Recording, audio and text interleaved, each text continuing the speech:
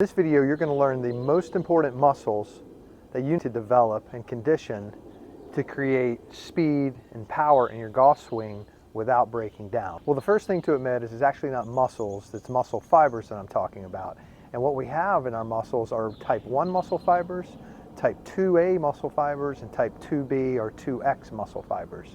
Now, type 1 muscle fibers are in charge of they're in charge of your posture. They're in charge of keeping things stabilized. You know, they get turned on real easily, and they like to stay on for long periods of time. Your type 2A muscle fibers are in charge of your strength, and your type 2B muscle fibers or 2X are in charge of your power. Strength and power are two different things, but they both are reciprocal of one another. The 2A and 2B fibers are what we call phasic fibers. They like to turn on and off. They like to phase on and off. And those are our prime movers that we use a lot, that most people are working out in the gyms. They're doing strength and power training. But what's important is those type 1 stability muscles need to be conditioned, turned on, and make sure they're working to avoid breaking down when you start to swing faster and try to add some speed to your swing.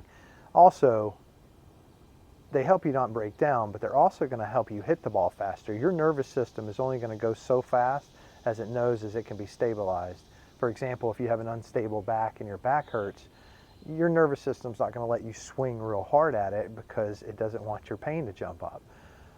You may think that's you, but that's your nervous system that's kind of controlling that there. For those of you that may not know me, I'm Jason. I help golfers stabilize areas that need to be stabilized so they can add power to their swing without breaking down, and also they can add power to their swing safely without their nervous system jumping in and not letting them at it.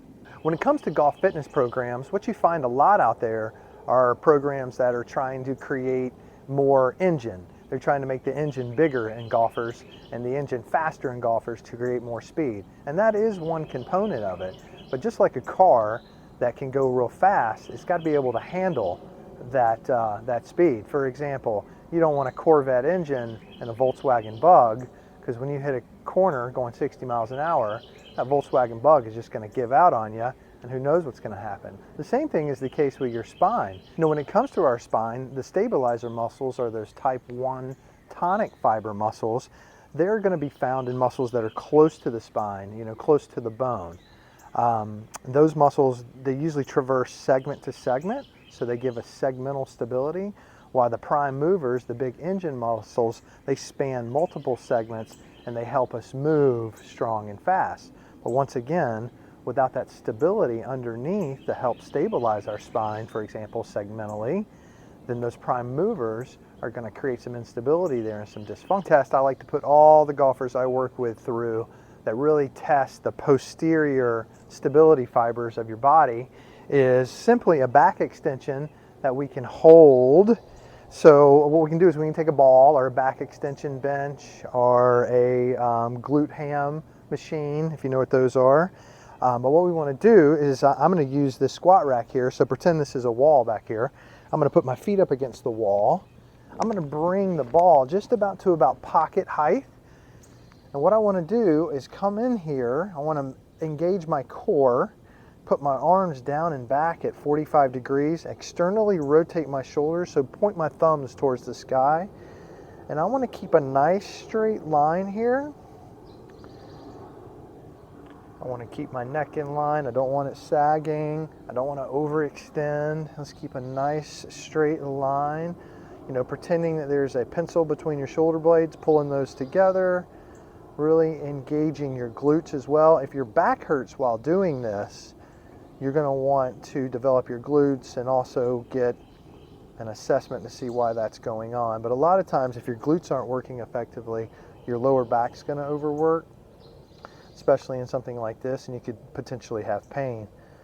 But I want my golfers to sit here for 3 to 4 minutes and hold this, and when they can do that, that tells me that they have some good stability down their posterior chain, which is very important in the golf swing because we're bending over in our posture and swinging, so we're relying on our posterior muscles to do a lot of stabilizing for us.